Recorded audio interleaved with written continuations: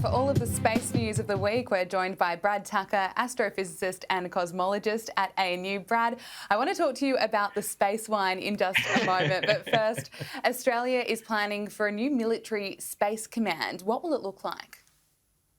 Yeah, as part of its anniversary, the Air Chief Marshal said that they are looking at a space command. And this is not quite Space Force like we saw in the US, which is an independent sixth branch of the military. What Space Command would really try to do is something the US has had for quite a long time, and that is bring in the capabilities and people working in space across the three services, Army, Navy, and Air Force, which currently all do their slightly own things, bring him together to A, coordinate better, B, fund and support it better, and C, grow that area. Because as we've seen from lots of other countries, including groups like China and Russia, that is becoming a bigger part of space, and that is its use in defense. It certainly is. A licence has been approved to launch rockets from South Australia. How important is this for Australia in the space race? Look, this is really exciting. Southern Launch Alliance has been given this, as you said, first commercial launch alliance in Australia out of Canuba.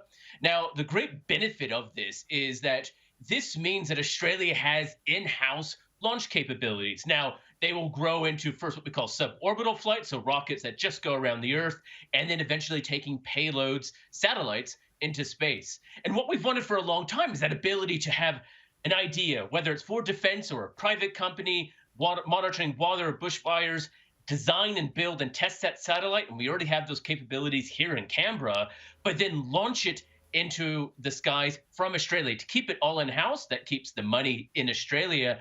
It also allows for quicker development and obviously benefiting the community. So this is a huge step, and one that we didn't really think would happen even 5 years ago. But with the advent of the space agency and the boom of this in space, it's going to pay huge dividends, not just this decade, but in the future to come for all of us here in Australia. So huge benefits from launching them here in Australia. Now, I want to talk to you about French wine. It's been sent into space, and that's to help it age and evolve. Did it work? It did. This was quite of an interesting surprise. They sent these 12 bottles of Bordeaux into space, and they obviously had some from the same vintage here on Earth. They wanted to see what does essentially this space environment do to wine. Now, we do know space affects humans. It affects plant growth and animal growth. What does it do to wine?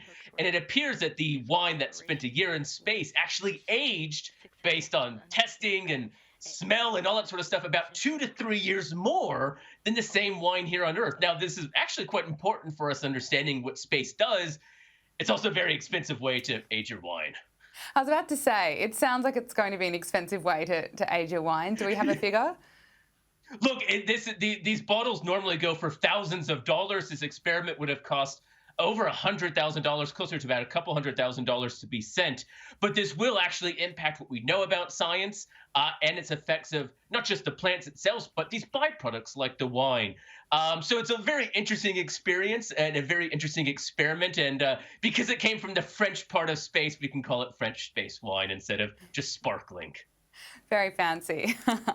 Now, we can breathe a sigh of relief. An asteroid believed to be heading towards Australia is not going to hit us. That's according to NASA. What are the details?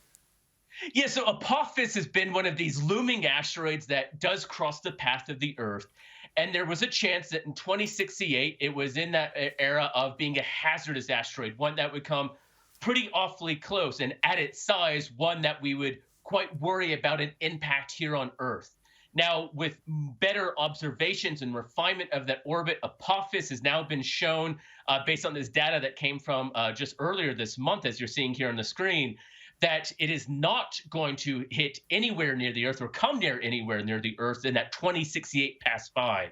So we now know Apophis, which has been one of these asteroids that we've kept a tab on, that it won't intersect us in 2068. So we're pretty much safe for at least 100 years. So you can continue on worrying about other things, but you don't have to worry about an asteroid, and we can let Bruce Willis off the hook.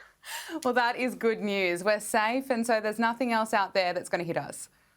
Not at this point. That's right. This has been one of these ones that we've been worried about and keeping an eye on. So for the asteroids we know, there's still a lot we don't know, but of the ones that we don't know, we're safe at least for this century. Brad Tucker, it is always fascinating. Thank you so much for your time this afternoon. Thanks.